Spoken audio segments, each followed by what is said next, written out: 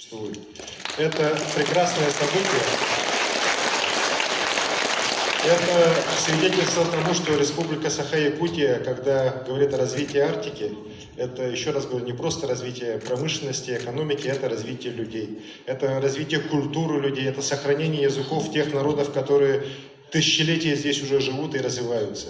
И это, в конце концов, дань уважения тем людям, которые в самых суровых условиях на нашей планете живут и идут вперед, и не только работают, но и занимаются культурой, искусством, творят, где поселки не уменьшаются, а увеличиваются. Юрюн-Хая, слава Богу, это вот как раз один из тех населенных пунктов, который растет у нас, у которого прекрасные перспективы.